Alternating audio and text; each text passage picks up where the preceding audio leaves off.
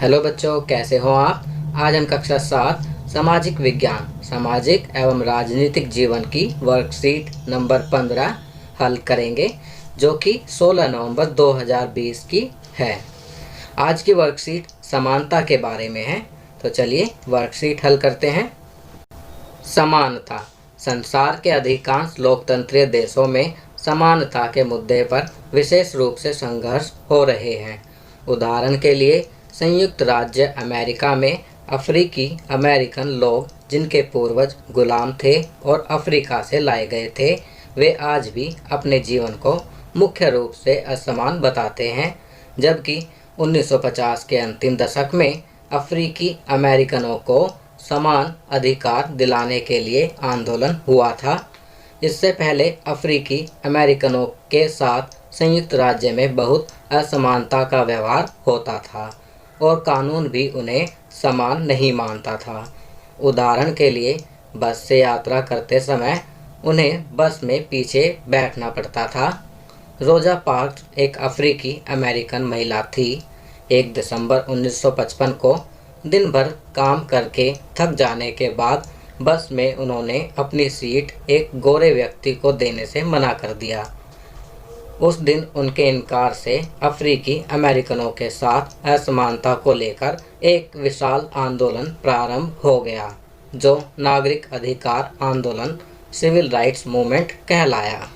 1964 के नागरिक अधिकार अधिनियम ने नस्ल, धर्म और राष्ट्रीय मूल के आधार पर भेदभाव को निषेध कर दिया। इसने यह भी कहा कि अफ्रीकी अमेरिकन बच्चों के लिए सब स्कूलों के दरवाजे खोले जाएंगे और उन्हें उन अलग स्कूलों में नहीं जाना पड़ेगा जो विशेष रूप से केवल उन्हीं के लिए खोले गए थे। इतना होने के बावजूद भी अधिकांश अफ्रीकी अमेरिकन गरीब हैं। अधिकतर अफ्रीकी अमेरिकन बच्चे केवल ऐसे सरकारी स्कूलों में प्रवेश लेने का ही सामर्थ्य रखते हैं जहां कम सुविधाएं हैं और कम योग्यता वाले शिक्षक हैं, जबकि गोरे विद्यार्थी निजी स्कूलों में जाते हैं या उन क्षेत्रों में रहते हैं जहां के सरकारी स्कूलों का स्तर निजी स्कूलों जैसा ही ऊंचा है। लोकतंत्र के सम्मुख चुनौती। किसी भी लोकतंत्र के सामने 2 चुनौतियां होती हैं। पहली आर्थिक असमानता और दूसरी सामाजिक असमानता। चलिए आगे पढ़ते हैं। भारत के संविधान के अनुच्छेद 15 के अंश धर्म, मूल वंश, जाति, लिंग या जन्म स्थान के आधार पर विभेद का प्रतिषेध। राज्य किसी नागरिक के विरुद्ध केवल धर्म, मूल वंश, जाति, लिंग, जन्म स्थान या इनमें से किसी के आधार पर विभेद नहीं करेगा। दूसरा, कोई नागरिक केवल धर्म, मूल वंश, जाति, लिंग, जन्म स्थान या इनमें से किसी के आधार पर क दुकानों, सार्वजनिक भोजनालयों, होटलों और सार्वजनिक मनोरंजन के स्थानों में प्रवेश या ख पूर्णतः या भागतः राज्य निधि से पोषित या साधारण जनता के प्रयोग के लिए समर्पित कुओं, तालाबों, स्नान घाटों, सड़कों और सार्वजनिक समागम के स्थानों के उपयोग के संबंध में किसी भी निर्योग्यता, दायित्व, निर्बंधन या शर्त के अधीन नहीं होगा। अर्थात संविधान के अनुच्छेद 15 के तहत असमानता को पूरी तरह से प्रतिबंधित किया गया है। क्रियाकलाप 1। हमारे राष्ट्रपिता महात्मा गांधी के साथ भी दक्षिण अफ्रीका में कुछ इसी प्रकार की असमानता का व्यवहार किया गया था। इस संदर्भ में कुछ जानकारी एकत्र करके लिखिए। तो बच्चों, यहाँ पर आप गांधी जी के प्रसंग के बारे में लिख सकते हैं जब वो साउथ अफ्रीका में थे। तो बच्चों, यहाँ पर आप इस क्रियाकलाप को स्वयं पूरा करेंगे। आप जानकारी एकत्र करके इस संदर्भ में लिखेंगे। अब नीचे निम्नलिखित प्रश्नों के उत्तर दीजिए। तो चलिए इस वर्कशीट के प्रश्न उत्तर करते हैं। प्रश्न 1। देश में समानता स्थापित करने के लिए कुछ उपाय बताइए।